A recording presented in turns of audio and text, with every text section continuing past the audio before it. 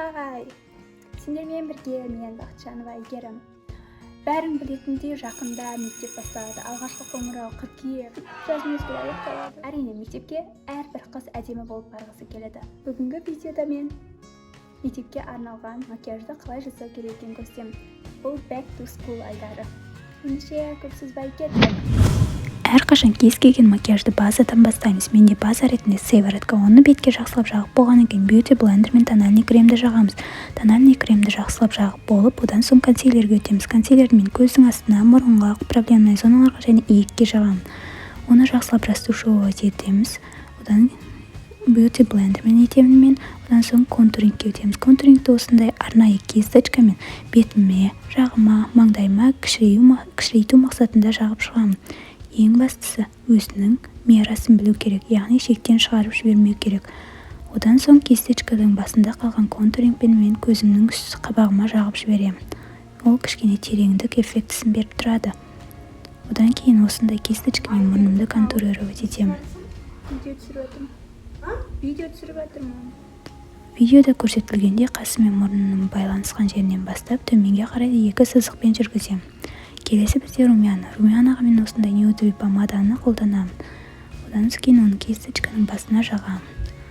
Солай ол көп болып кетпейді. Одан кейін скульптурға, яғни контурингқа параллельно жүргіземіз. Мұрнының үстіне кішкене жағамын. Румяна жақын. Және ең бастысы бұл жерде жақсылап растушевывать ету керек. Одан кейін пудра. Менде Avonнен оны жақсылап макияжды бекітіп артықтарын алып болғаннан кейін хайлайтерді кішкене өте аз мөлшерде мұрныма және еріннің үстіне иекке жағамын. Мектепке арналған макияж екенін есімізден шығармайық. Келесі кезекте бізде қабақ. Оған мен румяна жаққан помаданы қолданамын база ретінде. Оны жақсылап қолмен растушевывать етіп шығамын. Одан кейін осындай қоңыр түспен, ашық қоңыр түспен көзімнің үстін жеңіл движениемен бояп шығамын.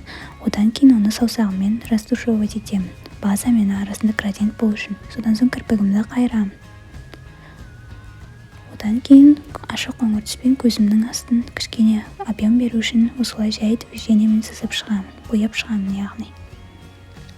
Одан кейін осындай ең қоңыр түспен стрелка сызамыз. Мен үшін подводкалар тым қатты қою болып көрінеді мектеп макияжы үшін. Қатты шығармаймыз, кішкене ғана. Одан кейін осындай қоңыр түсті алып, мен сыртқы угологын, яғни бұрышын бояймын. Енді мен үшін ең қиын сәт макияждағы қасқа өтеміз. Қасқада мен теңмен бояймын. Осылай алдымен соңғы жағынан бастаймыз, кейін үстін бояймыз. Содан соң ішін толтырамыз. Одан кейін кисточкада қалған бояумен жаймен алдына өтеміз. Қыздар, ешқашан алды конкретно білініп тұрмау керек, яғни четко болмау керек. Содан соң ішін қою түспен толтырып шығамын. Одан кейін алды жағына мен тушпен кішкене ғана өте жай движениемен жағып шығамын. Ол үшін қабағымды түйіп қоямын. Одан соң қасымызды қасқа арналған гельмен жақсылап бекітіп шығамыз. Келесі кисточка мен консилерді алып, оны қасымның айналасындағы артық кеткен жерлерін тазалап, формасын әдемілеп шығамын. Ең бастысы жақсылап растушевка жасау керек. Негізі кез келген макияждың кез келген бөлімінде маңызды жері ол растушевка. Қасқа қатты жақындатуға да болмайды. Себебі қастың формасын кетіріп алу қаупі бар. Осылай жақсылап растушевка жасап болғаннан кейін біздің қасымыздың формасы өте әдемі болып қалады. Жинақы. Міне дайын қасымыз. Енді келесі кезекте кірпікке өтеміз. Мен кірпікке осындай базаны қолданамын. Ол қасқа өте үлкен объем және ұзындық береді. Содан соң кабарет тушымен кірпігімді бояймын. Мен кірпігімді осы видеода көрсетілгендей түбіне ұстап тұрып, одан кейін кезекпе-кезек жоғарға қарай көтеремін.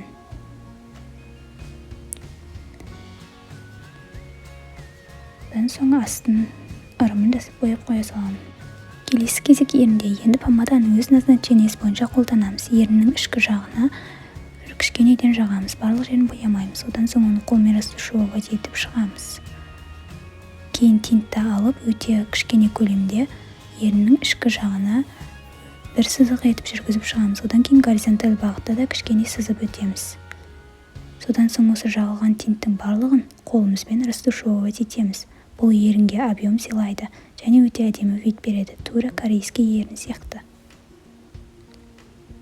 Келесі кезекте осындай карандашты алып, қоңыр жағымен көзімнің сыртқы угологын, яғни бұрышын бояп шығамын. Және стрелканың үстінде кішкене бастырып өтем. Ең бастысы қою болып кетпеу керек. Жағылып қалған туштарды тазалауды ұмытпайық. Одан кейін хайлайтермен мұрнымның үстіне, иегіме үстіне жағып, содан соң бетіме де өте аз мөлшерде жағамын. Жалпы макияж дайын. Енді макияжды бекіту мақсатында фиксатор сеуіп шығамын. В целом шашымызды жайып қалдырсақ та болады, бірақ егер кедергі келтірмесін десеңіздер, жинап алсаңыздар болады. Маған жалпы шаш не аккуратно, яғни алба-жұлба дейді ғой, солай болып жиналып тұрған ұнайды. Алдына қарай кекіл түсіріп қойсақ та болады. Әркім өз вкусына қарай. Енді аяқтайын видеоны. Менің мектепке арналған макияжым осымен аяқталды. Біздің мектепте негізі қатты боянуға рұқсат бермейді, бірақ бәрібір ереже бұзу үшін шығарылған ғой. Біз боянып жүретінбіз. Надеюсь, сендер мектептерінде бұған рұқсат бар. Егер видеоны ақырына дейін көрген болсаң, подписаться ет, лайк бас, колокольчикті басуды ұмытпа. Бұл маған үлкен поддержка. Және комментарийға міндетті түрде өздерің жазып кет. Сау бол!